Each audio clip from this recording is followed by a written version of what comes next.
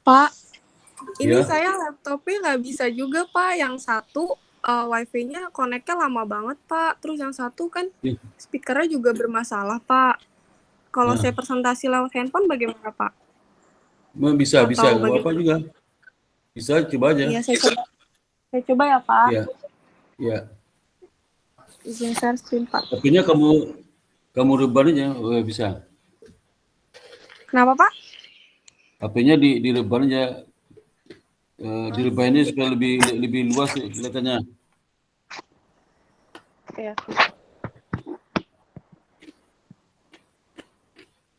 Lebih luas kelihatannya.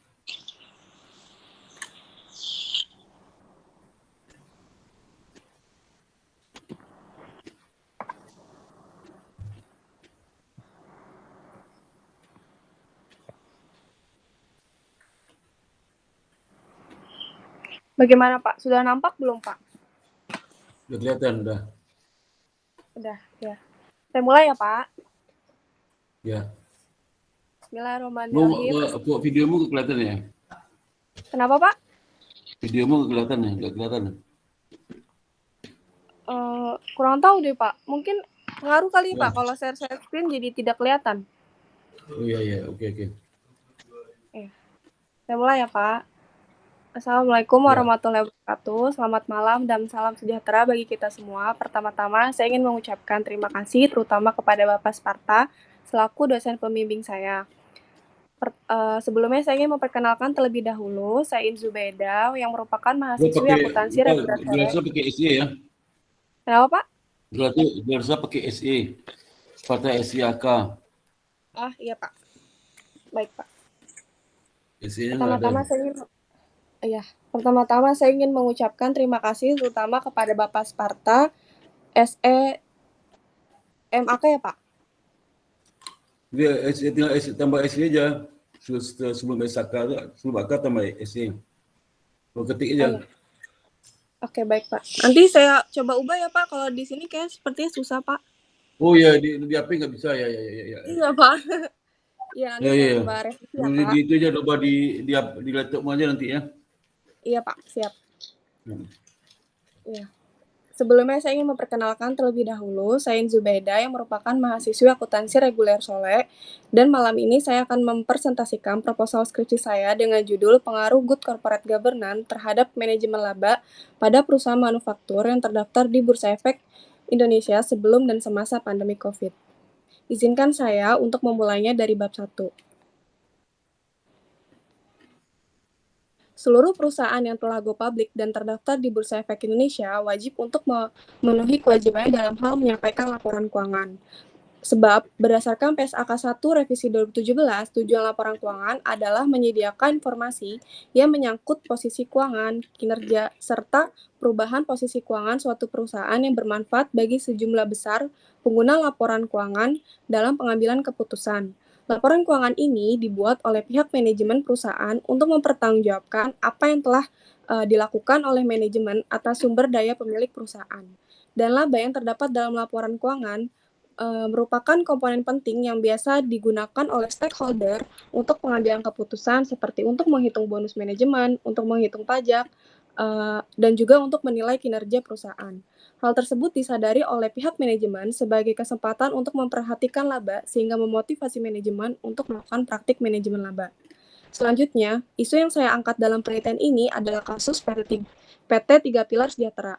Berdasarkan analisis perbandingan laporan keuangan tahun 2017 yang diungkapkan dalam laporan hasil investigasi berbasis fakta Ernst Young, pada tanggal 12 Maret 2019 sebelumnya, terdapat penggelembungan yang terjadi pada akun aset tetap, piutang usaha, persediaan, dan dugaan lainnya senilai 4 triliun rupiah.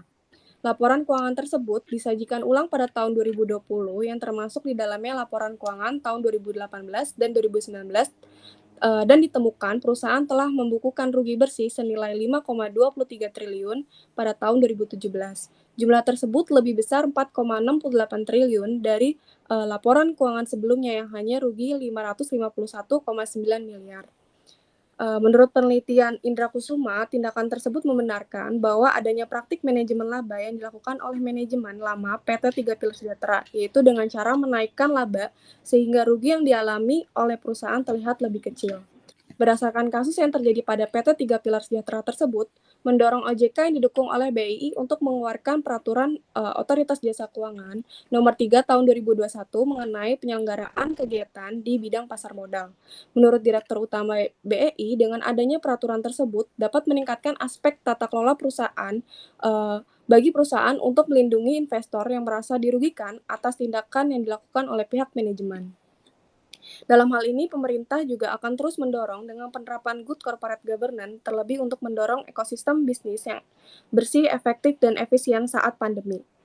Sebab fenomena yang terjadi di Indonesia, yaitu fenomena pandemi COVID-19 ini, membuat perusahaan harus semakin akurat dalam menentukan bagaimana kebijakan keuangan serta strategi bisnis yang efektif dan efisien demi kelangsungan hidup perusahaan. Selain itu, upaya yang telah dilakukan oleh pemerintah ini guna mengatasi kelemahan tata kelola yang terjadi di Indonesia. Terbukti berdasarkan tabel di atas, berdasarkan gambar di atas, Indonesia menghasilkan skor lebih rendah dibandingkan negara lain dalam hal menerapkan good corporate governance. Selanjutnya, penelitian ini merupakan pengembangan penelitian yang dilakukan oleh Mayasari et al., di mana dalam penelitian ini menambahkan variabel independen, yaitu Dewan Komisaris Independen dan Komite Audit. Dalam penelitian ini juga menggunakan variabel kontrol, yaitu leverage dan firm size, dan menggunakan variabel dummy sebelum dan semasa COVID. Untuk periode penelitian dalam penelitian ini, yaitu pada tahun 2016 hingga tahun 2020.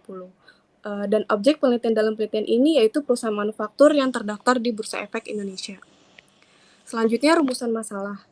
Rumusan masalah dalam penelitian ini yaitu apakah kepemilikan manajerial berpengaruh terhadap manajemen laba pada perusahaan manufaktur yang terdaftar di Bursa Efek Indonesia tahun 2016 hingga tahun 2020.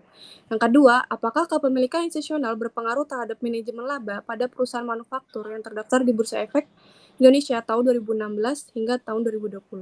Yang ketiga, apakah Dewan Komisaris Independen berpengaruh terhadap manajemen laba pada perusahaan manufaktur yang terdaftar di Bursa Efek Indonesia tahun 2016 hingga tahun 2020. Yang keempat, apakah Komite Audit berpengaruh terhadap manajemen laba pada perusahaan manufaktur yang terdaftar di Bursa Efek Indonesia tahun 2016 hingga tahun 2020. Dan yang kelima, yaitu apakah pandemi COVID-19 berpengaruh terhadap manajemen laba pada perusahaan manufaktur yang terdaftar di Bursa Efek Indonesia. Adapun tujuan dalam penelitian ini yaitu ingin memperoleh bukti empiris terkait pengaruh kepemilikan manajerial, kepemilikan institusional, Dewan Komisaris Independen, Komite Audit, serta pengaruh pandemi COVID-19 terhadap manajemen laba. Dalam penelitian ini juga diharapkan dapat memberikan manfaat kepada beberapa pihak seperti perusahaan, investor, akademisi, dan penelitian selanjutnya. Selanjutnya yaitu landasan teori. Grand teori dalam penelitian ini yaitu menggunakan agensi teori, di mana menurut Jensen M. McLean, teori keagenan atau agensi teori merupakan hubungan kontraktual antara pemegang saham atau prinsipal dengan manajer atau agen yang bertugas untuk membuat keputusan dalam perusahaan. Seringkali dalam pemisahan tugas antara agen dan prinsipal ini memicu konflik kepentingan atau yang disebut dengan agensi problem, di mana hal ini terjadi karena masing-masing pihak berupaya untuk memaksimalkan utilitasnya serta memiliki motivasi dan keinginan yang berbeda. Hal tersebut dipercaya bahwa akan mendorong agen untuk tidak selalu bertindak sesuai dengan keinginan prinsipal.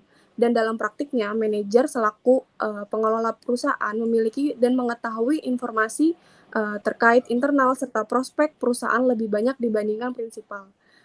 Hal ini berbanding terbalik dengan prinsipal yang hanya memiliki informasi terbatas, sehingga informasi yang diterima oleh prinsipal adalah informasi yang baik karena telah diatur oleh oleh pihak manajemen. Dan untuk mengurangi konflik keagenan tersebut dapat dilakukan dengan adanya agency cost yang terdiri antara monitoring cost, bonding cost, dan residual loss. Selanjutnya, applied teori dalam penelitian ini akan membahas terkait dengan manajemen laba. Manajemen laba ialah wewenang yang dimiliki manajer dalam hal memilih kebijakan akuntansi untuk mencapai tujuan pelaporan laba tertentu. Untuk perhitungan dalam penelitian ini menggunakan discretionary accrual model Kotari seperti yang dilakukan oleh Mayasari, di mana model ini merupakan penyempurnaan dari Modified Jones model yang menambahkan perubahan return on asset untuk mengontrol kinerja perusahaan. Apply teori selanjutnya yaitu membahas mengenai kepemilikan manajerial, di mana kepemilikan saham yang dimiliki oleh pihak-pihak dalam perusahaan yang berperan langsung dalam pengambilan keputusan perusahaan. Selanjutnya, kepemilikan institusional, yang merupakan saham perusahaan yang dimiliki oleh lembaga atau institusi institusional untuk memonitoring setiap keputusan yang diambil oleh manajer. Yang ketiga yaitu komisaris independen, di mana anggota Dewan Komisaris yang tidak terafiliasi dengan pihak lain yang dapat mempengaruhi kemampuannya untuk bertindak secara independen untuk kepentingan perusahaan. Yang keempat yaitu komite audit, yang merupakan komite yang dibentuk oleh Dewan Komisaris untuk melaksanakan tugas, pengawasan, dan pengendalian guna menjamin laporan keuangan perusahaan supaya menjadi laporan yang berkualitas. Yang kelima yaitu leverage, yang merupakan kemampuan perusahaan untuk memenuhi kewajiban keuangannya dalam jangka panjang. Dan yang terakhir yaitu firm size, yang merupakan pengklasifikasian besar kecilnya perusahaan yang menjadi salah satu faktor pertimbangan investor dalam menginvestasikan modalnya dan faktor dalam melakukan penilaian atas kinerja keuangan perusahaan. Selanjutnya ini merupakan tabel penelitian terdahulu. Tabel penelitian terdahulu dalam penelitian ini merupakan tabel referensi dari penelitian terdahulu untuk penelitian saya, yang terdiri dari 2 jurnal internasional dan 10 jurnal nasional. Selanjutnya, kerangka penelitian. Kerangka penelitian dalam penelitian ini terdiri dari 4 variabel independen, yaitu kepemilikan manajerial, kepemilikan institusional, Dewan Komisaris Independen, dan komite audit. Dan juga terdiri dari variabel kontrol, yaitu leverage dan firm size.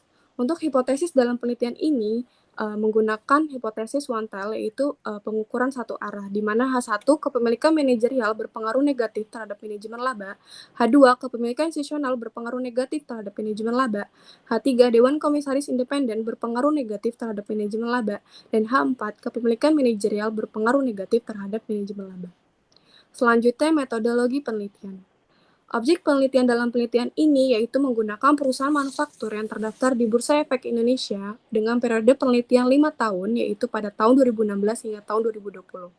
Untuk desain penelitian dalam penelitian ini menggunakan pendekatan kuantitatif kausalitas, di mana pendekatan kuantitatif kausalitas ini bertujuan untuk menguji hipotesis yang telah ditetapkan dengan menggunakan analisis statistik dan menguji ada atau tidaknya pengaruh variabel independen terhadap variabel dependen. Untuk jenis data dalam penelitian ini menggunakan data sekunder, sebab menggunakan laporan tahunan perusahaan. Teknik pengumpulan data dalam penelitian ini terbagi menjadi 2 metode, yaitu metode dokumentasi yang diambil dari laporan tahunan perusahaan yang bersangkutan, yang kedua metode studi pustaka yang diambil dari beberapa literatur serta jurnal terdahulu. Populasi dan sampel dalam penelitian ini menggunakan teknik purposive sampling, yaitu teknik pengambilan sampel berdasarkan kriteria dan pertimbangan tertentu. Selanjutnya, kriteria pemilihan sampel. Dalam penelitian ini terdiri dari 7 kriteria pemilihan sampel. Yang pertama, perusahaan manufaktur yang terdaftar di Bursa Efek Indonesia selama tahun 2015 hingga tahun 2020.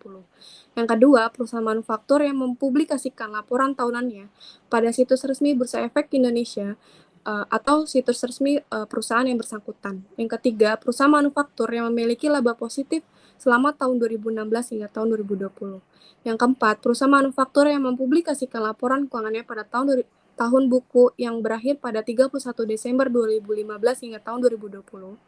Yang kelima, perusahaan manufaktur yang menggunakan mata uang rupiah dalam penyajian laporan keuangannya selama periode 2015 hingga tahun 2020. Yang keenam, perusahaan manufaktur yang memiliki kepemilikan manajerial selama tahun 2016 hingga tahun 2020, dan perusahaan manufaktur yang memiliki kepemilikan institusional selama tahun 2016 hingga tahun 2020. Selanjutnya ini merupakan tabel operasionalisasi variabel, di mana variabel manajemen laba untuk pengukurannya menggunakan model Kotari, dan untuk variabel independen seperti kepemilikan manajerial menggunakan pengukuran jumlah saham yang dimiliki manajemen dibagi jumlah saham yang beredar. Untuk kepemilikan institusional digunakan dengan pengukuran jumlah saham yang dimiliki institusional dibagi jumlah saham yang beredar.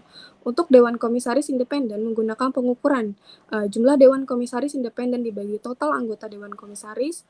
Untuk variabel komite audit menggunakan jumlah rapat komite audit dalam setahun, dan untuk variabel pandemi COVID itu menggunakan variabel dummy, yang dimana sebelum masa COVID-19 dalam penelitian ini ditandai dengan 0, dan untuk semasa pandemi COVID-19 ditandai dengan angka 1. Untuk variabel kontrol, leverage, pengukuran digunakan dengan menggunakan debt to asset ratio, di mana total liabilities dibagi total aset, dan untuk firm size menggunakan logaritma natural total aset. Selanjutnya, teknik pengolahan data. Dalam penelitian ini, data diinput menggunakan Microsoft Excel dan diolah menggunakan IFU 10. Dan untuk analisis data dalam penelitian ini menggunakan analisis statistik deskriptif, analisis persamaan regresi linear berganda, di mana terbagi menjadi dua model regresi. Untuk model regresi yang pertama yaitu sebelum pandemi COVID-19 periode 2016 hingga tahun 2019, dan model kedua semasa pandemi COVID-19 periode 2020. Untuk analisis regresi data panel dalam penelitian ini menggunakan 3 pengujian, yaitu uji Chow, uji Hosman, uji Lagrange multiplier. Dan untuk uji asumsi klasik dalam penelitian ini terdapat 4 pengujian, yaitu uji normalitas, multikoloniaritas, uji heteroskedasitas, dan uji autokorelasi. Dan terakhir, teknik pengujian hipotesis. Dalam penelitian ini menggunakan uji kelayakan model Gartner of Fit, uji parsial atau uji T, dan uji simultan atau uji F. Sekian presentasi dari saya, kurang lebihnya mohon maaf. Wassalamualaikum warahmatullahi wabarakatuh. Baik, sudah Pak.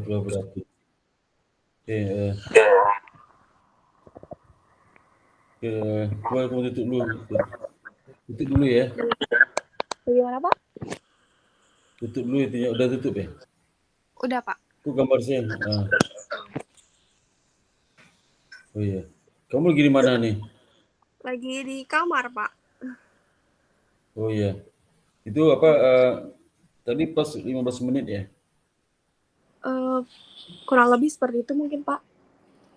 Ya, buru-buru kamu penjelasannya. Oh, terlalu cepat ya Pak? Iya, cepat banget. Buru-buru sih. Kamu tenang aja jelasinnya.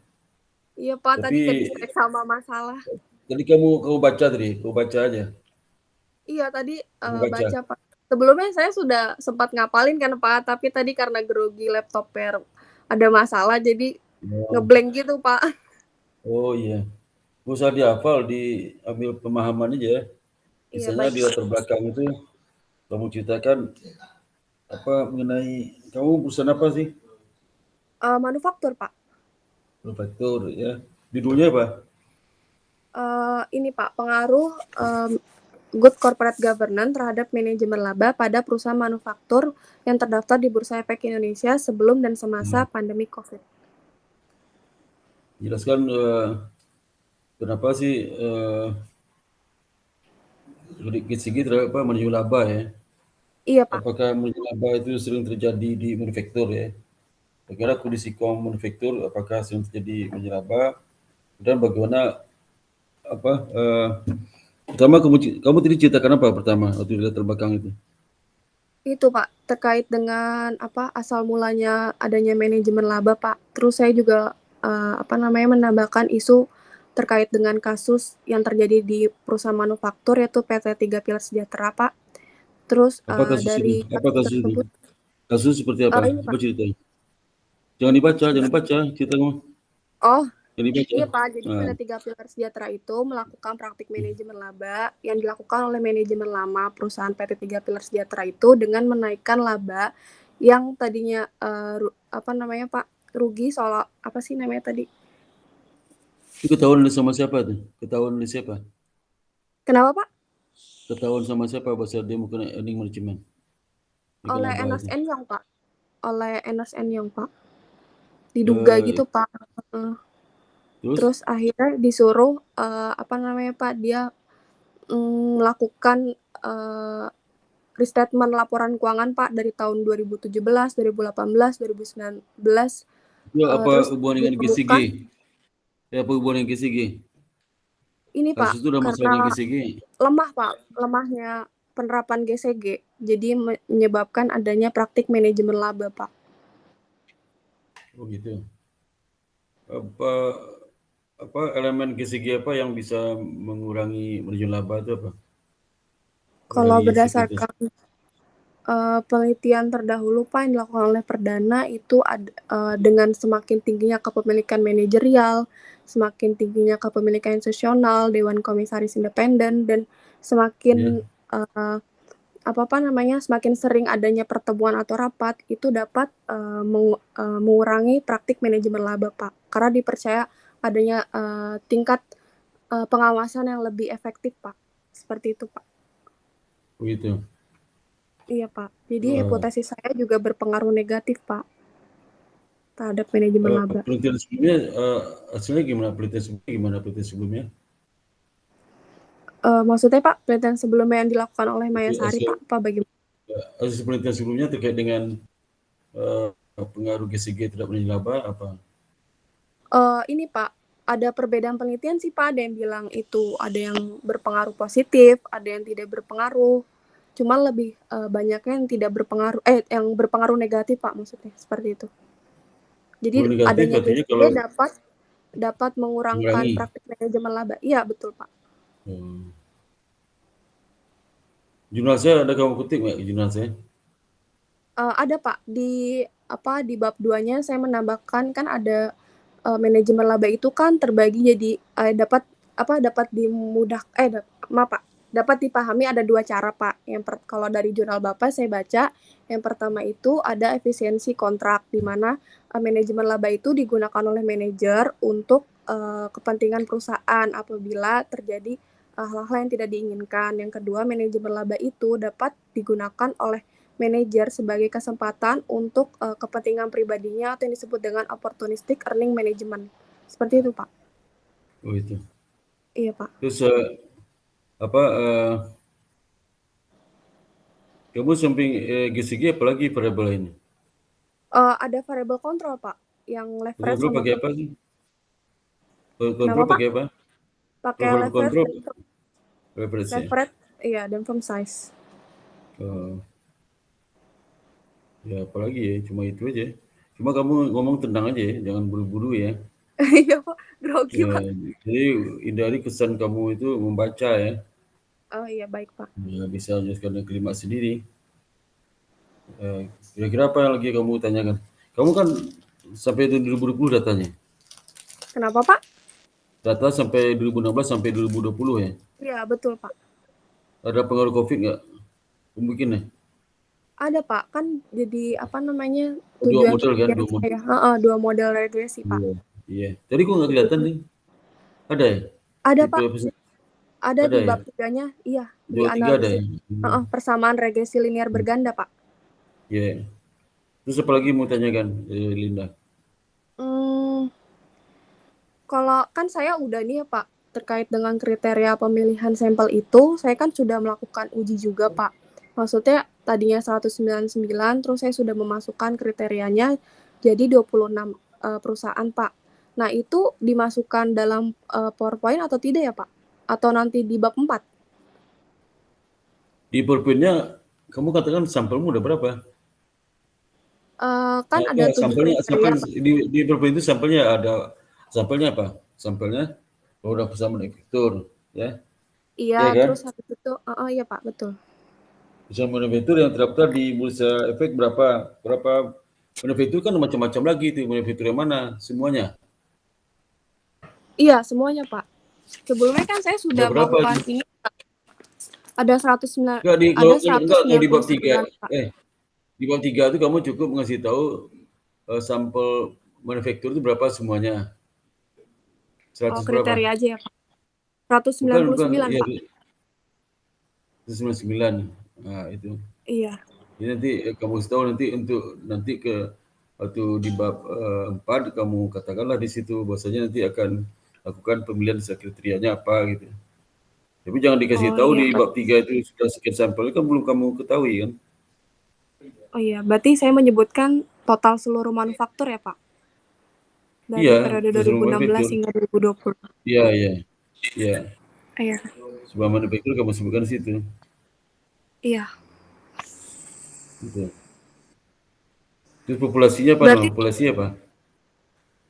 Populasi apa? populasi Populasi. ini, Pak, perusahaan manufaktur yang Manufaktur. terdaftar di Bursa Efek Populasi Indonesia. beda Iya. populasi populasinya itu kan itu perusahaan ke pabrik populasi. Ya kan?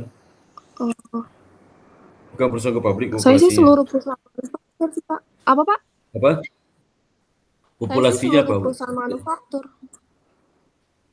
Populasinya, sampelnya? Eh, seluruh perusahaan manufaktur, Pak. Tapi untuk sampel kan ada Sama dong, kriteria, Pak, di penelitian saya. apa?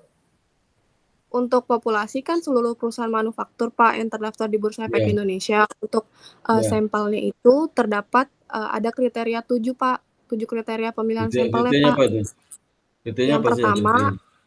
perusahaan manufaktur yang terdaftar di Bursa Efek Indonesia selama tahun 2015 hingga tahun 2020. Yang kedua, perusahaan manufaktur yang mempublikasikan laporan tahunannya pada situs resmi Bursa Efek Indonesia atau pada situs resmi perusahaan yang bersangkutan. Yang ketiga, perusahaan manufaktur yang memiliki laba positif selama tahun 2016 hingga tahun 2020. Yang keempat, perusahaan manufaktur yang mempublikasikan laporan keuangannya pada tahun buku yang berakhir pada 31 Desember 2015 hingga tahun 2020. Yang kelima, perusahaan manufaktur yang menggunakan mata uang rupiah dalam penyajian laporan keuangannya selama periode 2015 hingga tahun 2020. Yang keenam, perusahaan manufaktur yang memiliki kepemilikan manajerial selama tahun 2016 hingga tahun 2020. Dan yang terakhir, perusahaan manufaktur yang memiliki kepemilikan institusional selama tahun 2016 hingga tahun 2020, Pak.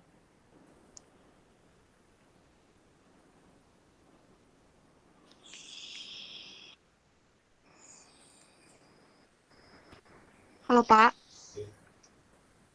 Ya, ya. Udah ketiduran saya. Iya. Ya, terus tiduran ngantuk saya. Terus apa lagi? Iya, Pak. Udah itu aja, Pak. Ada 7 kriteria aja, Pak. Itu uji itunya, uji pemilihan model yang fitnya apa? Uji Chow, uji itu udah tahu. Iya, untuk analisis regresi data panelnya menggunakan 3 pengujian, uji Chow, uji Hausman, uji Lang-Lang multiplier. Untuk uji asumsi menggunakan uji normalitas, multikolonialitas, heteroskedasitas, dan autokorelasi. Yang ke Untuk teknik pengujian hipotesisnya menggunakan uji kelayakan model Gartner of Fit, uji parsial atau uji T, dan uji simultan atau uji F. Mau uji F nggak perlu. Kau uji F nggak. Kalau kamu kan uji T aja kan? Oh ya, uji T aja ya, Pak. Iya, uji F enggak. Jangan dikasih tahu uji T aja gitu. Oh, baik, Pak. Iya. Uji PT cuma satu, uji T udah. Jadi nggak ada lagi, apalagi yang lain. Oh iya, Nggak ada baik, lagi. Pak. Ya, uji T aja. Iya, Pak. Sampai uji T Apalagi, aja apalagi berarti. itu. Ya, apalagi. Linda. Sudah, itu aja, Pak, untuk Ya, pengujiannya. ya. Iya. Ya. Udah kamu udah daftar, udah. Belum, Pak. Saya nanti tinggal Kau, ngasih kau udah, ini aja sih, kau Pak. udah sekasih tadi. Kau udah sekasih Iya kan? dokumennya. Iya, Pak. Nanti saya habis ini langsung email ke bagian akademik ya, Pak. Oh ya, oke. Oke deh. Iya, seperti itu, Pak. Ya. Jadi, kalau gitu kamu daftar aja lah malam ini. Boleh daftar malam ini, boleh. Mendaftar boleh malam. Oke, email boleh ya. Eh, oh, boleh. Iya, baik, Pak. Nanti saya Iya, langsung iya. daftar ke akademik ya, Iya, Pak. ya. Coba siapkan dirinya ya. Eh, Misalkan jangan membaca ya. Iya, baik, Pak. Menjelaskan gitu, menjelaskan gitu. Jadi menjelaskan yang dibaca. Berapa lama nih perpinmu? Berapa lama? Ada 22, Pak. Itu termasuk dari Kebanyakan, cover. kebanyakan itu. Kebanyakan harusnya 12 halamannya maksimal. Oh, Kebanyakan tuh. 12 halaman. 22 tuh nggak kebanyakan, tapi kalau kamu bisa cepat nggak apa-apa. Kebanyakan sudah Hmm. itu. Tapi nggak apa-apa lah ya. Terus mesti saya kurangin apa bagaimana, Pak? Ya nggak apa-apa, asal cukup 15 menit aja nggak apa-apa. Kan nggak ada 15 menit? ketentuannya kamu ada berapa lama nggak ada ketentuannya. Nggak apa-apa sih. Oh, Hanya hati-hati dengan waktu ya. oh iya baik, Pak. Ya, itu aja. Apalagi Linda mau tanya, Apa? Mbak Lin. Kamu Ini Linda Pak, atau Lin saya mau namanya? nanya. Linda Iin, atau Pak. Lin? Wiin, Iin. aduh, bukan Lin. Oh, Bukan, Iin, Pak. Iin. Iya, Iin. Oh, kamu orang Sunda ya? Iin ya. Ya, orang Bandung kan kamu? bukan orang Jawa, Pak, Jawa Tengah. Oh, kok nama Iin? Iin itu bukan nama orang Sunda, bukan? Nggak tahu, Pak, orang tua saya ngasih namanya Oh iya, Iin. iya. Ya, apalagi mau tanya Iin, itu tadi mau nanya apa? Iya Pak, kalau sebenarnya saya mesti ini nggak sih Pak, di PowerPoint itu ada apply teorinya Pak? Apa tidak usah ngebahas tentang grand teori saja Pak? Ya, yang kamu jelaskan di bab 2 itu pertama grand teori. Grand teori itu bagaimana grand teori itu bisa menjelaskan hubungan variabel X terhadap Y gitu kan. Iya Pak, betul. Misalnya gauge teori, bagaimana gauge teori bisa menjelaskan hubungan X dan Y yang kamu maksud itu. Harus dijelaskan itu. Oh, Ya. berarti apply teori tidak usah ya Pak? Saya hapus saja ya Pak? Apa? Apply teori Pak? Grand teori itu apa? Seperti apa itu? Apply teori itu menjelaskan terkait dengan variabel independennya, dependennya, Iya, ya sama harus itu. faktor. Oh, tidak Harus usah ya lah. Pak? Harus. Oh, harus. Oke, baik Pak. Iya, menjelaskan variabel itu maksudnya apa. Terus konsep pengukurannya ada berapa pendapat ya. Oh iya, Dan, baik Pak. iya itu maksudnya.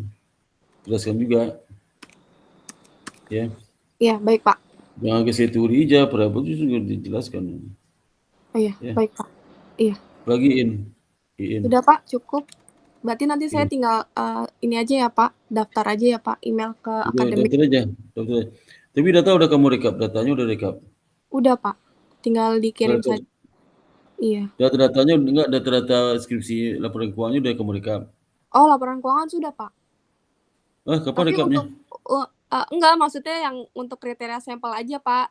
Kan saya sudah melakukan apa namanya Pak? Pemilihan Udah kamu save laporan keuangannya udah. udah, laporan keuangan sudah Pak. Laporan keuangan udah ada berapa laporan keuangan Iya, sudah. terkumpulnya? Ada berapa laporan keuangan terkumpulnya? Eh, kan saya pas melakukan kriteria sampling itu setiap perusahaan kan saya lihat kan Pak, apa yang termasuk Iya. dalam kriteria sampling. Dan kalau untuk seluruhnya itu ada 26 Pak.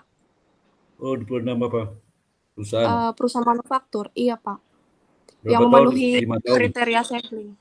Iya, 5 tahun, 5 tahun. 2016 hingga 2020. Betul Pak. Ini berapa? 100 berapa tuh laporan keuangan? 120. Kan Berapa sebelumnya jumlah laporan keuangan? 199 Pak. Sebelumnya 199. Terus karena saya sudah melakukan kriteria samplingnya, yang memenuhi kriteria sampling tersebut ada 26 perusahaan manufaktur Pak. Ya, terus di laporan keuangan masing-masing laporan itu laporan ada 5 tahun kan? 5 kali jumlah, Iya Pak. jumlah berapa? 26. Iya, berarti 26 kali 5 tahun. Kali Iya 5 betul. berapa? Berapa jumlah? 5 kali Kenapa 26 Pak? berapa? 5 kali 26 berapa? 280. Halo? Ada 130 Oh, Pak. iya. 130 ya. Iya betul. Itu. Itu Iya. 130 laporan keuangan yang harus kamu download ya. Iya betul Pak. Sudah saya Sekarang download udah kok Pak. berapa? 126 udah download semua. Udah, Berapa hari sudah kamu Pak. ngerjain? Berapa hari ngerjainnya? Saya apa namanya Pak, untuk laporan tahunan itu dari bab 2 kalau lagi bosan kata Bapak kan suruh downloadin tuh Pak. Iya, Jadi saya betul. kalau itu saya download, terus Oh, pas gitu. nyusun bab 3 juga saya download, seperti itu Pak. Oh ya, bagus. Terus gitu ya nanti. Jadi habis ini kamu langsung merekap datanya ya. Iya betul Pak. Baik Pak. Jadi rekap data sambil kamu nyusun bab 4 mana yang bisa tulis dulu ya. Lebih cepat ya. Iya, baik Pak. Ya. Tapi saya sarankan supaya merekap dulu datanya. Rekap datanya, terus diolah baru ditulis ya. Iya, baik Ya, Pak. baru Iya, ditulis. Itu lebih cepat ya. Siapa baik Pak. mengolah data siapa nanti? Mengolah data siapa nanti? Mengolah data. Kenapa Pak? Maaf Pak, putus-putus kenapa? Yang mengolah data siapa nanti? Mengolah datanya. Yang mengolah data siapa nanti? Yang mengolah data. Kamu sendiri atau orang lain? Saya sendiri Pak. Oh, sendiri. Iya, iya deh. Iya. Jadi kamu udah tahu EVIS ya? Iya, saya udah Teknis download ya? Pak itu. Udah tahu caranya ya? Sudah Pak. Oh, bagus ya, udah. Kalau gitu, lagi yang mau tanyakan Iin? Sudah Lagi Pak. mau ditanyakan? Iya, sudah. Oke, Cukup Pak. oke, Iin, selamat ujian ya. Mudah-mudahan kamu bisa ujian. Kemungkinan kamu minggu depan kali itu ya. Sekarang nggak mungkin ya. Oh Ya, iya Pak. Untuk dosen minggu satu penguji lagi itu siapa Pak? Untuk dosen penguji nanti ditentuin ya Pak? tentuin. Tintin dan biasa kamu dikasih tahu juga itu biasanya. Oh, Ya, baik Pak. kasih tahu juga. Iya, Kalau saya udah tahu, saya kasih tahu juga kamu puji siapa. Ya, oke, baik Pak. mungkin juga. Iya, Jadi mungkin minggu depan, soalnya minggu satu lagi saya mau ke Makassar tuh. Tanggal berapa? minggu depan. Minggu keempat November saya mau ke Makassar seminggu. Hmm, Tapi saya kemungkinan bisa minggu depan berarti ya, Pak. Nah, tapi saya bisa online di situ kan, bisa online dari Makassar sana. Iya, betul Pak. Iya, bisa online Makassar. Saya nanti ada acara di Universitas Muslim Indonesia, UMI namanya. Oh iya, Iya, situ ada acaranya. Jadi mungkin kalau enggak saya kerja kan bisa online juga lah. Ya, nggak ada masalah sih sebenarnya. Mudah-mudahan iya, 1 minggu kan, paling kamu ujiannya Selasa sampai Jumat ya, atau Jumat ya. iya baik Ya. Pak. Sabtu saya nggak bisa Pagi, ya. pagi ya Pak? Nggak tahu juga kapan, belum belum ada kan, kamu belum daftar nanti ketahuan kapan itu. Oh iya, Ya. oke baik Pak. Iya, Jangan lupa berdoa ya. iya Pak. Ya, ya, itulah supaya cepat selesai, Iya, amin Pak. cepat lulus. Udah berapa tahun kamu sekarang kuliahnya? Mau jalan 4 Pak, kan mulai 2018. Oh, jalan 4 sekarang. Oh iyalah, pas itu ya. Iya, iya Pak. Usahakan ya konsentrasi. Kamu masih kerja di mana? Udah nggak kerja lagi? Masih Pak, kerja di kantor pengacara Pak. Oh, itu pengacara kamu. Loh, Iya Pak, jadi apa sih? Keuangan? bagian admin aja Pak. Pak Admin. Oh. Banyak pegawai di situ. Lumayan Pak, dari apa namanya Pak, pengacaranya ada beberapa gitu, terus untuk karyawan yang untuk administrasinya, terus untuk keuangan gitu, ada juga Pak, beberapa. Oh, gitu. Iya. Orang siapa sih dari orang Batak ya? Dari mana asal? Dari ini Pak, Tual, Ambon. Oh, Ambon. Oh. Banyak orang Iya. Ambon kerja di situ. Kenapa Pak? Banyak orang Ambon. Banyak orang Ambon Iya, kerja di situ. iya Itu lumayan bisa Pak. kamu masuk situ, bisa masuk itu dari siapa tuh? Ada yang kenal? Ini sih Pak, iya ada kenalan yang apa, rekomendasiin ada apa, lowongan di situ gitu Pak. Oh, bagus juga tuh ya. Jadi kamu tuh tahu dari Indonesia Timur juga. Iya Pak. Iya lah. Habis ini mau ke mana? Kalau lulus S1 kerja di mana? Masih situ? Enggak Pak, rencananya sih pengen cari yang ini Pak, sejurusan mungkin gitu Pak. Oh iya, nggak mau lama-lama di situ ya. Iya Pak, Oh, iyalah harus harus mumpung masih muda cari kesempatan yang cocok untuk kamu ya. iya betul Pak. Iya. Ya, Lin, Iin, ada lagi nggak pertanyaan? Ada nggak pertanyaan lagi? Enggak Pak, udah cukup. Oke, oke. Oke, Iin, itu aja dari saya. Saya doakan kamu lulus lancar ya. Iya, Terus cepat amin, terima lulus, kasih Pak. cepat juga punya jodoh, punya bersuami, punya anak dan sebagainya ya. Amin Pak, terima kasih Pak. Iya. Jangan kerja dipikirin, cari jodoh juga dipikirin ya. Iya Pak. Lu punya calon kamu udah? Ada?